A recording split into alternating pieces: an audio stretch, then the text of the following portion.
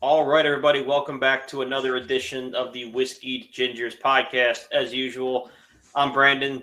This week, as part of our carousel of rotating guest hosts, while Chris works out what he's got going on his end, we got fan favorite of the show, Bob, the cheap whiskey guru of the staff, which, everybody does need. You hear Chris and I talk about, all these unique whiskeys that we found and stuff people shipped into us, but you do need somebody to just, kind of bring us back down to earth. Somebody patrolling that bottom aisle, let people know what's going on the bottom shelf. So every once in a while, we bring Bob in for the bottom shelf report. It's good to be back, man. People look up for inspiration. I look down. I like that one. All right.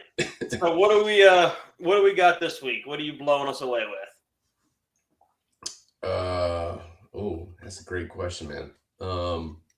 It's the you said it was from Kirkland, right? It was yeah. Costco. It's Kirkland. It comes in a bottle that's probably about the size of a 90-year-old's oxygen tank. Nice. Right, wrong, or indifferent. You can find those at the casino. It was about $20, and it puts a big smile on my face. It's funny. I'm known for being the cheap whiskey guy, yet I have a really nice bottle of Wild Turkey from one of their reserve casks or something like that. I couldn't tell you, sitting in my cabinet collecting daylight. But I figured I'd whip out some scotch. I don't know if the early times that you can get for $17.99 at your local watering hole is appropriate for an audience such as this, so I figured I'd step it up a little bit. That's amazing. The gallon of scotch for about $20. Yep. It's not bad though.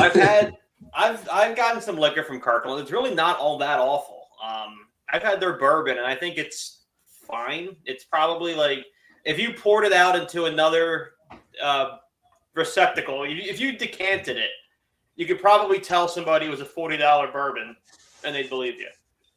And they have the track record too. I mean, everyone thinks that Kirkland is Grey Goose just rebranded, because everybody does that. So, I mean, you could say, their vodka thing. Yeah. So it just makes you wonder on a bourbon front, like what that actually is and who distills it for them. I'm sure it's out there. I'm sure there's probably something in a documentary that hints at it, but it tastes good. You don't feel too much the morning after, so it works. Yeah, it does the job. I'm circling back to one we did on the show a couple months ago now.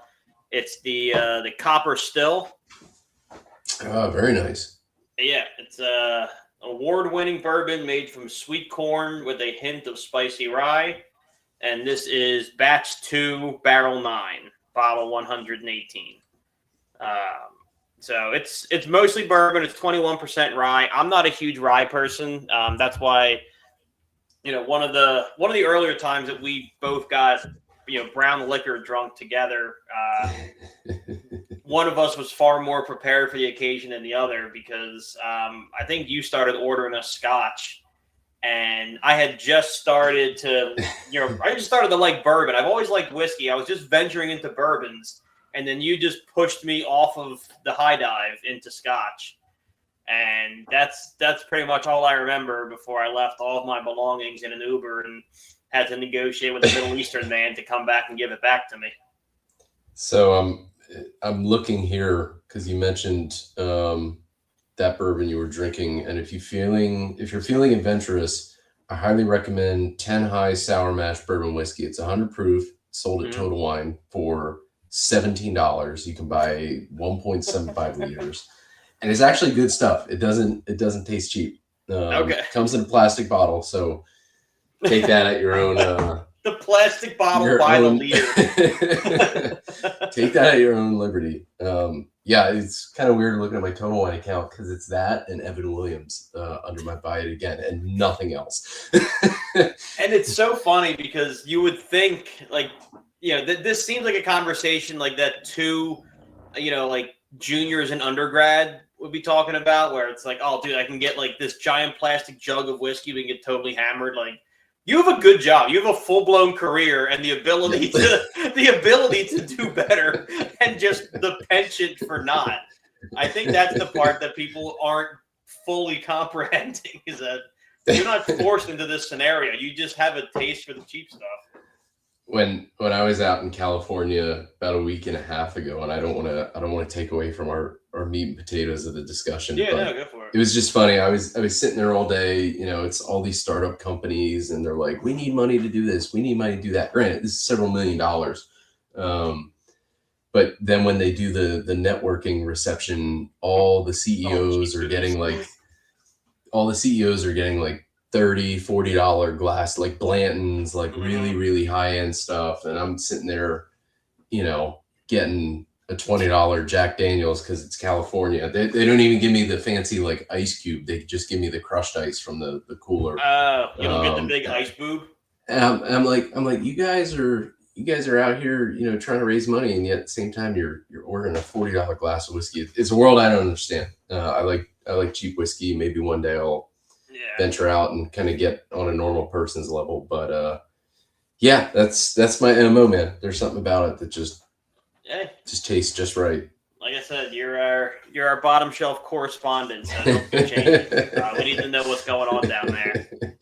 But the nice thing, one of the great things about alcohol in general, is especially for us lighter skinned individuals, is that it gives you the superpowers to do things you would otherwise never consider doing. And it was funny. What made me think of this morning was I was scrolling through TikTok, and an oldie but goodie meme came around, and it was somebody saying like, my pecker's taking me to places I wouldn't go with a gun. And I was like, one, that's great, and still hits years later. But two, I was like, well, we could adapt this and see how many glasses, shots, etc. of whiskey you would need to put yourself in certain scenarios. Oh boy. So I want to start off with one that I think we'd probably be able to discuss pretty much in depth, because I believe you found yourself in this scenario, a couple years back. But how many glasses or shots of whiskey would it take for you to go undercover at a furry convention? Oh, dude. Not ironically either. Like, you have to pretend like you're into it. Yeah, I mean, oh man, I don't know. I mean, okay, so I've snuck into one under the influence of alcohol just to see like what was going on, if people would throw a fit. Yeah. And I would say, I don't know, maybe like 7. That's fair. 7's like that happy medium where you kind of don't really care what's going on, but if there's like good music, you're kind of sitting there just, yeah. Yeah, I think. I mean, you don't really have to be worried about the consequences, but I feel like 7 is just a happy medium where you're just kind of like just enough like dissociated with what's going on around you, where you're like, you know what? Okay, this is this. I'm just gonna party. Yeah. No, I think you hit the nail on the head. You'd have to hit that phase where, like, there's that stage of drunk where even if you're out and about in the town, like, you're actively meeting people. Like, on a day-to-day, I'm going to where I'm going, or I'm talking to the people I'm with. But after 5 to 7 glasses of something, I'm all of a sudden leaving the group and trying to appeal to other tables and make friends with strangers. I think that's the mode you need to be in, to be able to go, you know what? I would never interact with these people on a general basis, but right now I think I can slip in and they won't notice. Yeah. And you kind of become the weirdo, because in that moment, then everybody else on the same wavelength, and they're wondering why there's a guy here in jeans and in a Budweiser t-shirt. Like, you become the minority. But in your mind, in that state, you're crushing it. You're like, oh, these people love me. You're going to tell your buddies, like, oh, dude, it was kind of weird, but like, they accepted me. Meanwhile, in the moment, everybody's wondering, how lost you got. But all right, I think that's a good one. I think that 5 to 7, happy drunk, these are all my new friends, would be kind of where I'd have to be. What about if you were to, to crash a wedding? What would it take?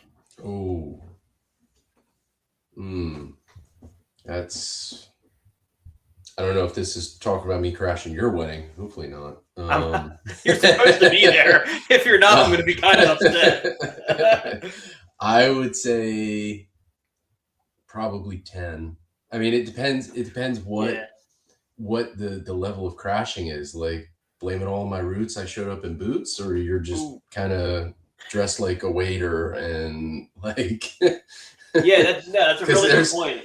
There's different tiers to it. I mean, if you're there for a reason, then yeah, I think it's definitely a little bit more. But if you're just, prime example is golf course weddings. Like if you're some yum that's on the 9th hole and you hit a ball too far and it goes into the wedding, and you're gonna go grab it. This is intentional. See, I like where your head's at though, because I was initially picturing wedding crashers where you walked into that event thinking, let me crash this wedding, get all the free food, booze, girls, whatever is on your, whatever they do in that movie. Yeah. But you're trying to stay undercover.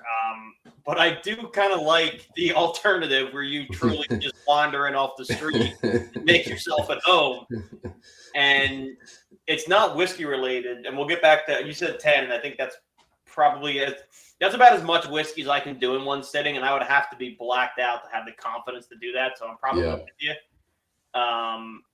But it brings up an interesting question because both you and I are both getting married pretty close to one another. What would your reception be to the latter half of that? Like during the ceremony, we'll do during the ceremony and then we'll do during the reception. If somebody walks in, like you said, ruined our black tie affair, let's say, they showed up in boots. I personally would be furious during the ceremony, but at around the 9 o'clock part of the reception, that back half, that's the coolest guy here. Like I want a picture with him. Like where would you land on that? Yeah, I think I'm in the same headspace as you. I mean, yeah, I think if it's later, great. If it's earlier, well, and we're having 2 different weddings, right? You're outside of a church. I'm in a church. So if somebody in a church barges in, it's like, no, then I think that's definitely going to turn some heads. Yeah, well, obviously, if they object, then that's going to be a problem, and I'd have to go run him down at that point.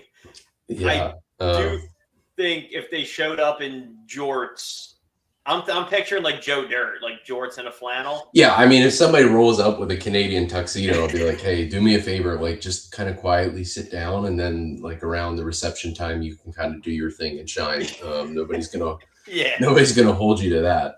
If somebody's coming in Joe Dirt style, I feel like it's almost a sin to turn that down just because Joe Dirt is an icon that we should all strive to be. Joe Dirt.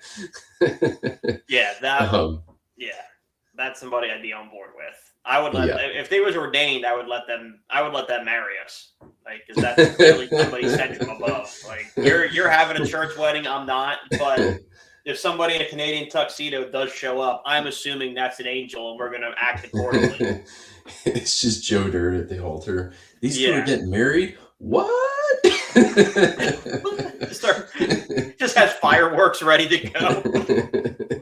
Oh, that'd be so sick. But okay, I'm probably the same boat there. I'd have to be pretty trashed to do that one. God, I'm trying to think what else. I gotta be careful how I do these because there's obviously scenarios that we wouldn't want to put ourselves in, but they're also a little bit touchy to address.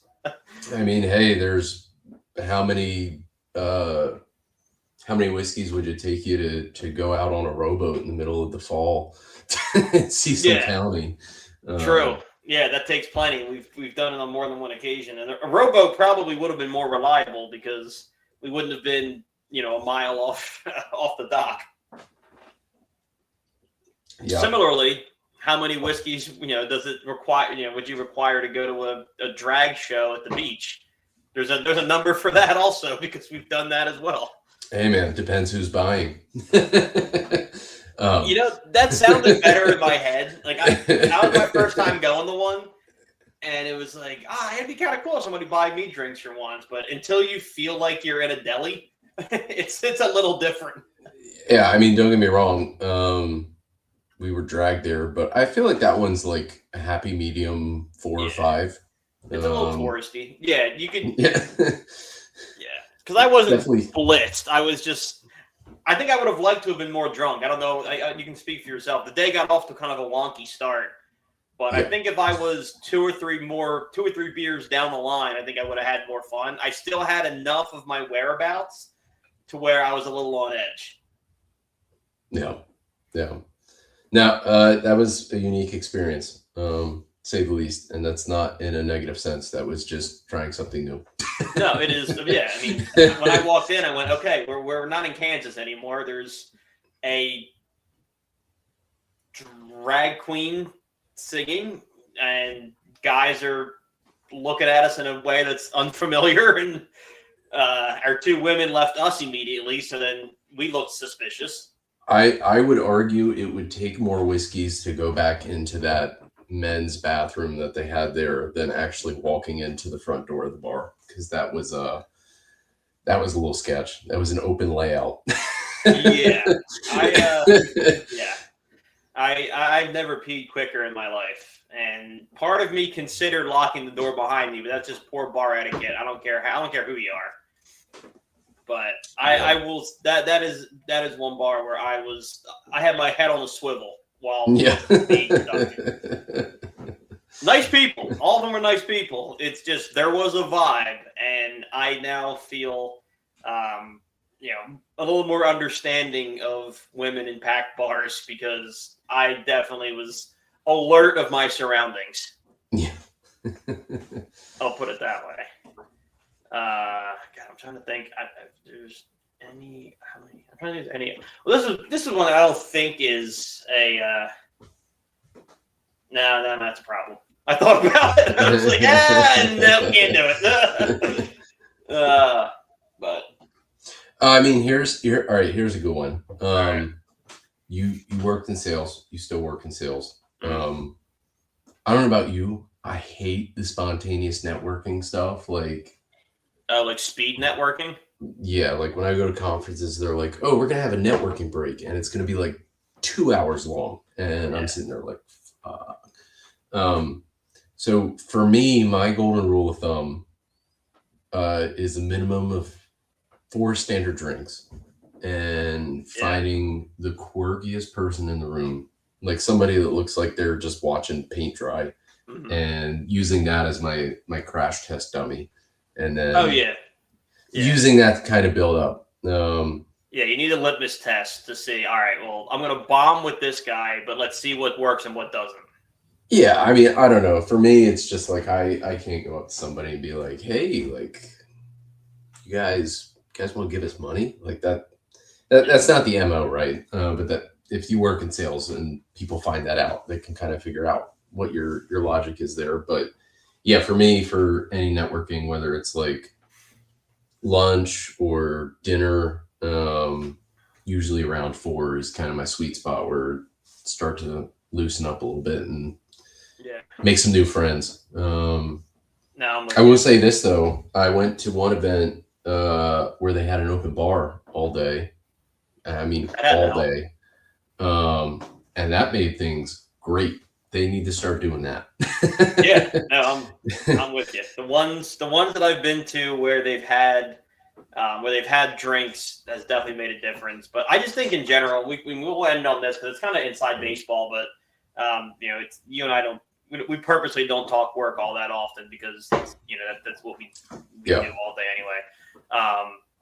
But I do think that those are just. I've never gotten anything out of those that's worthwhile to me. I mean, I've gone to them and then gotten leads, but it's always from after. It's the event ends. Where are you guys going after? Oh, we're gonna go over to Poorhouse or whatever. Like you go to the bar after. That's when you start kind of.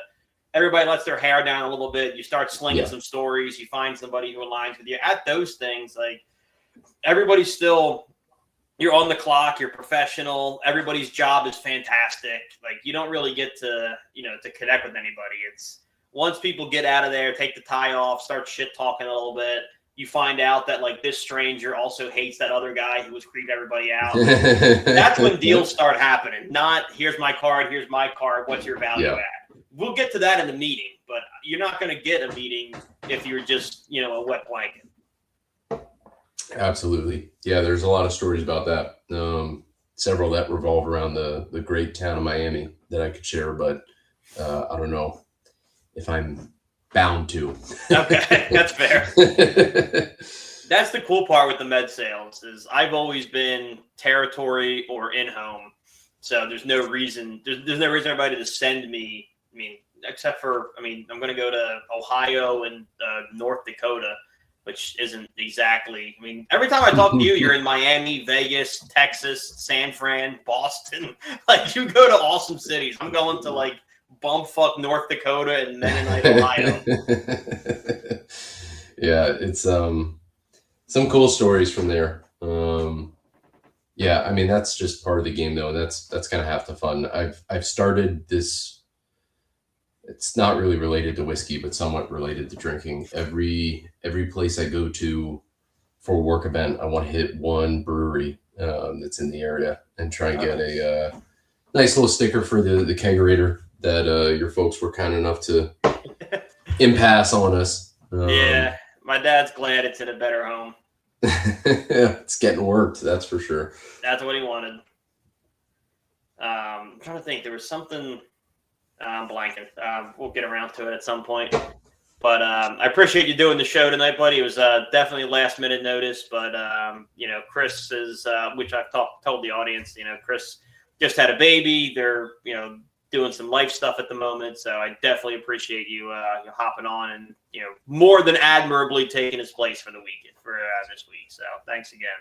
Yeah, man. Always good to see you. I think this is number 3 that I've been on now, so hopefully number 4 will not be too far down the pike.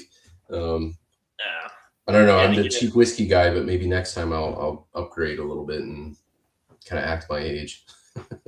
Yeah, if we plan a little bit further ahead, just we obviously don't work and live all that far from each other. Maybe we'll do one of these in person. We'll get a bottle and sit down and do one. Yeah, dude. Sounds like a good time. Sweet. All right. Well, until such a time, I'm Brandon. He's Bob. We're the Whiskey Gingers this week, and we'll see you later. Cheers.